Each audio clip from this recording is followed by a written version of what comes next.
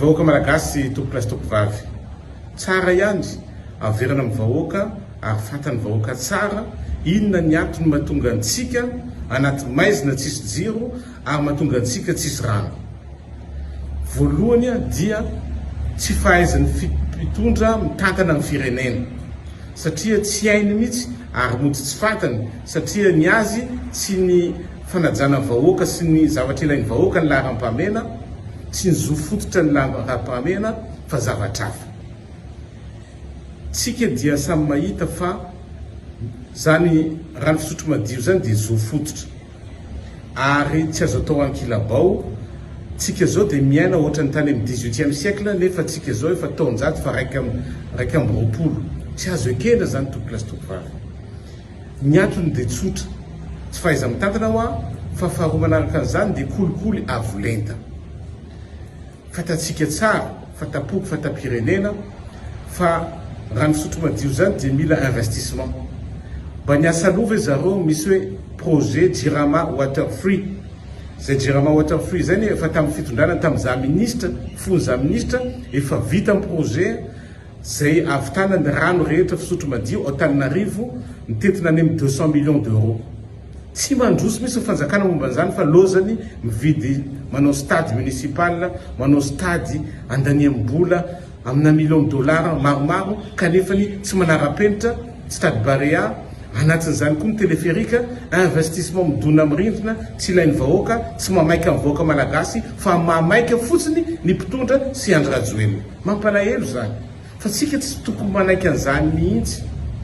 Anatin'izany ihany koa kolikoly avolenta, misy vola mitetina hatrany amin'ny 5 millions de dollars araky ny eno ary tena marina io zay facture surfacturation.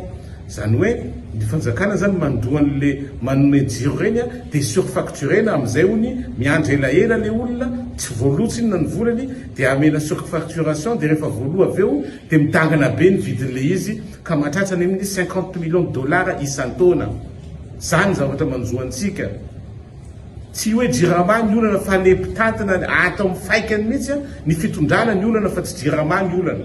Fa le fitondrana le toe-tsaina entina mitantana an'le firenena, entina mitantana an'le orinasa, zay ny olana. Anatin'izany ihany koa jerevinareo fa misy reny groupe électrogène reny vidina, groupe avy any ivelany efa simba, efa nisy an'izany na teto Toamasina reny, groupe efa simba avy any ivelany vidina dia amboamboarina dia amidy amin'ny Jirama lafo nefa ny herintaona monzy dia efa potika le groupe. Io zao misy groupe tonga avy any ivelany efa misy ray taona na roa taona zany fa dia fahaiza mitantana zany. Dia tsy afaka alefa ny Antananarivo satria mazefatra loatra. Tokony alefan'izao roplan misy Antonov faran'izay ngeza indrindra afaka mitondra fret hatrany amin'ny 200 tonnes. Zany hoe dia tsy hain'io fanjakana io. Antonov zany mitondra entana tamin'ny cyclone Sido tao La Réunion. Tokony zany afarany mandeha aty tsy lafo manafatra an'izany roplan zany tondray manamboatra pont vaovao ny tokony amboarany fa tsy atao rafistolage ohatrany ataon'ny zareo ankehitriny. Anatin'izany ihany koa ny olana dia tsy fitsinjovana ny firenena amin'ny laliny fa dia mitady tikely investissement tamin'ny barrage hydroélectrique fa tokony natao neny Volobe. Tsy natao mihitsy ny signature nefa efa tamin'izay tamin'ny fitondrana efa vita ny étape voalohany dia tsy nataony Andry Rajoelina mihitsy raha tsy tamin'ny taona lasa iny zay vao nataony.